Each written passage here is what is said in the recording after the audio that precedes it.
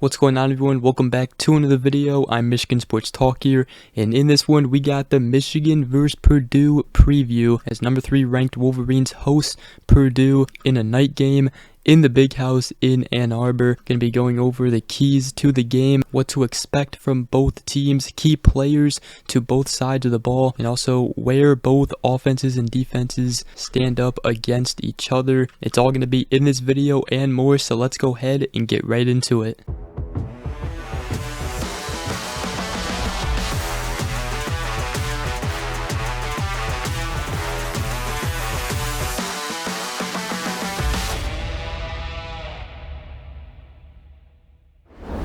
Alright, so the Purdue Boilermakers go into Ann Arbor to take on the number 3 ranked Wolverines. It's going to be a night game on NBC at 7:30 p.m. Eastern Time. So to first start out, I do want to talk about the spread. Currently, Michigan favored to win by 32.5 points. That is the spread as of right now. Then according to ESPN's matchup predictor, Michigan has a 97.7% chance to win, Purdue a 2.3% chance to win.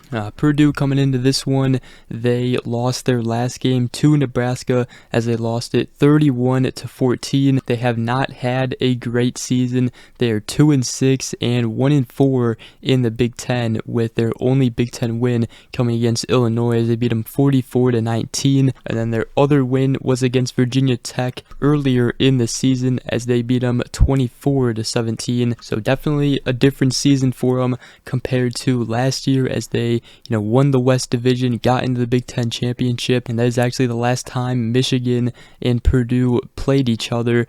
Obviously Michigan won that one, but this year, Purdue, they have a new quarterback out of Hudson Card, and on the season he is 165 of 278 for 1,717 yards, 8 touchdowns, 7 interceptions. This offense, they turn the ball over a lot. They have 13 turnovers on the season. Meanwhile, Michigan, on the other hand, they rarely turn the ball over. So, the Purdue offense, their best game that they really had this year was against Illinois as they put up 44 points against them, winning it 44-19. But, in past years, Purdue kind of more known to, pass the ball more than running the ball. However, on the season right now, Purdue has 8 touchdowns through the passing game and 13 touchdowns on the ground. And again, they do turn the ball over a lot. Hudson Card, he has 7 interceptions on the season. And they're also coming off a game where they turned the ball over 3 times against Nebraska.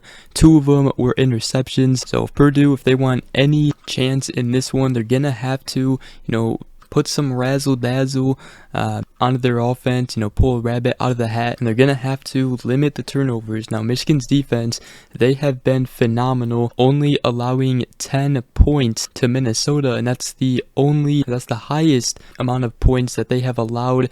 Everybody else, it's been 10 points or lower, and they are coming off of a bye week, but they shut out Michigan State 49-0. So Purdue's offense, they're going to have their work cut out for them in this one. Some key players to the Purdue offense, though, is first off, with the running backs, they have Devin Maccabee, who on the season has 112 carries, 520 yards, and 4 touchdowns. And then they also have Tyrone Tracy Jr. As far as receiving, the main threat I see for Michigan is Deion Burks, as on the season, he's their leading receiver. He has 29 receptions, 426 yards, and 5 touchdowns. He has made some pretty dang good catches for the Purdue offense this season. He is coming off a rough game last week against Nebraska as he only had 2 receptions for 8 yards, though. And they also have their tight end Garrett Miller, and also other receivers like TJ Sheffield and Jaden Dixon-Veal, both coming off of 4 reception games. Then you obviously look at the Michigan defense, one of the best in the nation. In fact, they rank number 1 in total defense, allowing just 226.8 yards per game. They've also only allowed 5 total touchdowns on the season. Michigan also has the number 1 scoring defense in the nation, only allowing 5.8 points per game and only allowing 47 points all season. And there is a huge gap in scoring defense from Michigan to other teams. Michigan has also forced 14 turnovers, including 11 interceptions on the season. And I tell you what, that defensive line, they are going to be getting after and trying to pressure Hudson Card, make him throw the ball. I don't expect Purdue to really run the ball against this Michigan defense. Knowing that Hudson Card is coming off a 2-interception game. He has 7 interceptions on the season.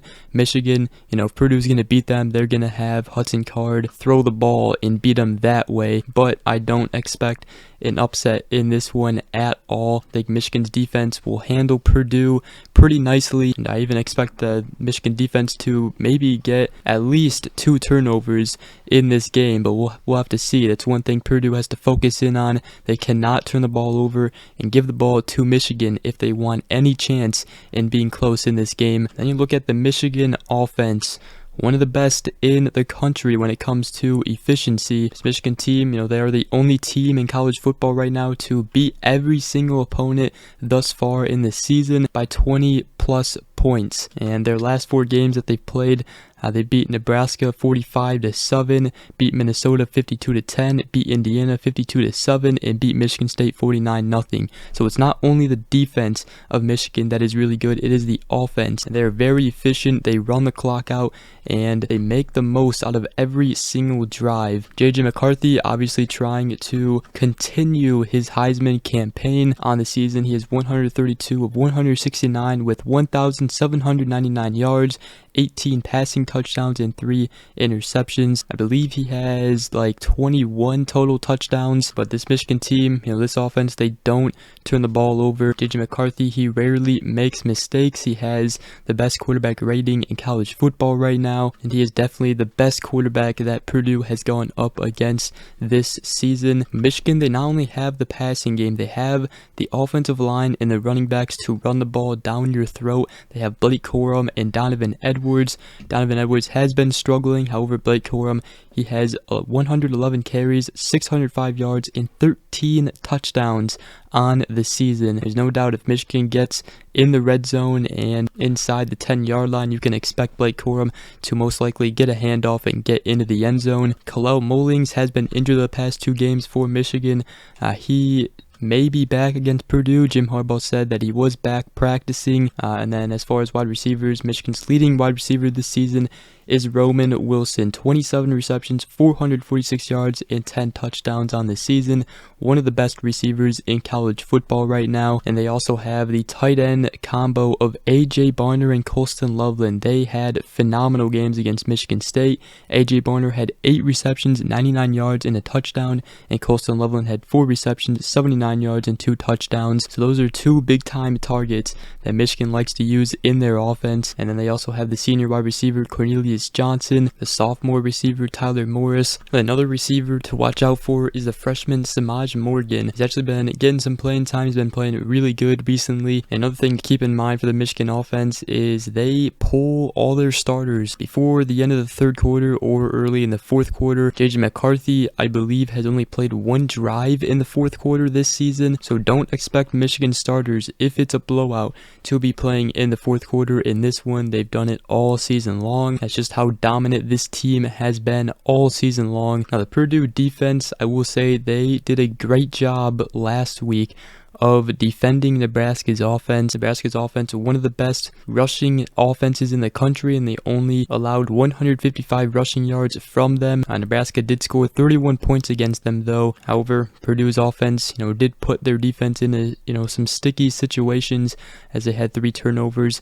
However, the Purdue defense did force 4 fumbles, including a scoop and score in the game. But the Purdue defense during this season, they are allowing 380.6 yards per game, which ranks 73rd in the nation. They also are allowing 30 points per contest, which ranks 104th. So their defense, not great at allowing points. I do expect Michigan's offense to, maybe have more success passing the ball, just because the Purdue defense is coming off of a game where they didn't allow Nebraska to run all over them. However, this Michigan offense all season has been able to do what they want and when they want to do it. So as you can tell, the likelihood of an upset, very not likely in this one. It is November. This Michigan team knows what that means. In the last 2 years, this team has not lost in November. You know, November's is what makes championship contenders, and for Michigan it starts this Saturday against Purdue.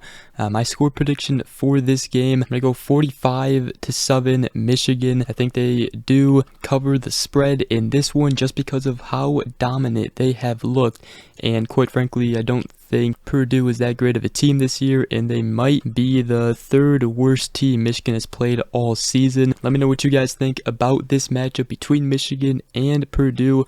Another thing to keep in mind is obviously, you know, with the sign stealing allegations and the investigation, and obviously the CFP committee ranking Michigan at number 3 with Ohio State above them. It's just more fuel being added to the fire for this team, so I do expect this team to come out and leave no mercy against any team this season. But other than that, that is going to wrap up today's video. Hope you guys did enjoy.